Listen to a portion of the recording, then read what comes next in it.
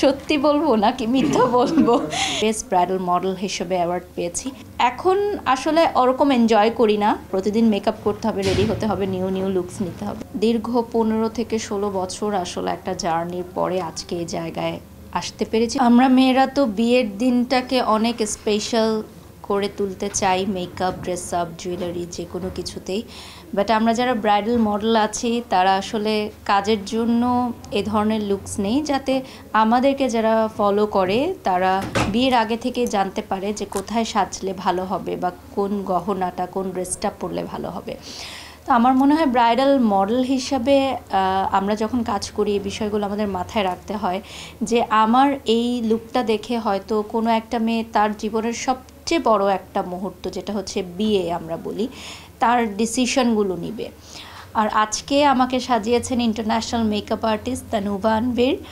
উনি বাংলাদেশে এসেছেন খুব অল্প সময়ের জন্য, এবং এর আগের বারও উনি যখন বাংলাদেশে এসেছিল আমি ওনার ব্রাইডাল মডেল হিসাবে কাজ করেছিলাম। মানে কাজ দেখে এত ভালো লেগেছে যে আপু সেকেন্ড টাইম আমাকে আসলে অ্যাজ আ মডেল নিয়েছেন। এবং রিসেন্টলি আপনারা দেখেছেন যে বাংলাদেশ মেকআপ আর্টিস্ট অ্যাসোসিয়েশনের যে অ্যানিভার্সারি হয়েছে সেখানে আমি বেস্ট ব্রাইডাল মডেল হিসেবে অ্যাওয়ার্ড পেয়েছি।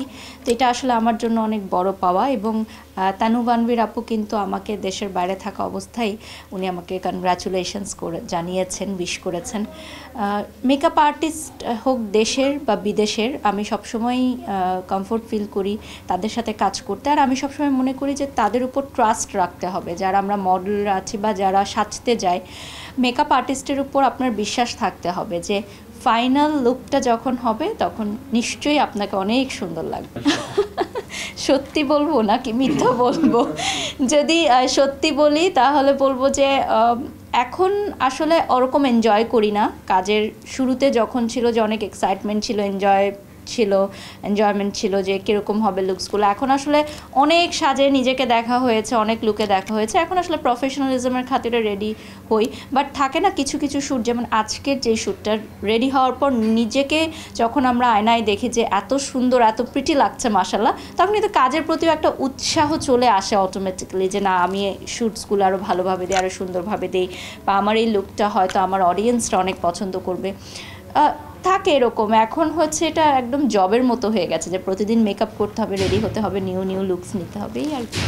দীর্ঘ 15 থেকে 16 বছর আসলে একটা জার্নির পরে আজকে এই জায়গায় আসতে পেরেছি। যতটুকুই করতে পেরেছি, মানুষের ভালোবাসা অর্জন করতে পেরেছি।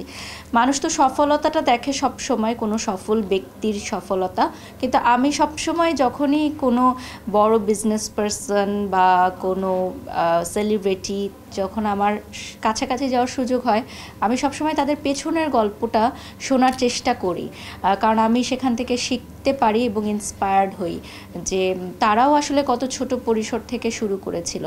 তো আমার কাছে মনে হয় যে আমাদের যে স্ট্রাগলের জার্নিটা, এটা আমাদের আরও বেশি করে প্রচার প্রসার করা উচিত। আমাদের এই ল্যাভিশ লাইফস্টাইল বা ক্যামেরার সামনে আলো ঝলমলে রূপটা দেখে অনেক মেয়েরাই আসলে নিজেরা হতাশাগ্রস্ত হয়ে যায়, বা হয়তো মনে করে যে আমি কেন পারছি না। কিন্তু আমরা তো এই জায়গায় এসেছি অনেক দূর পার হওয়ার পর। তো আমি বলি যে আমি যদি পেরেছি তোমরাও পারবে, তোমরাও চেষ্টা করো।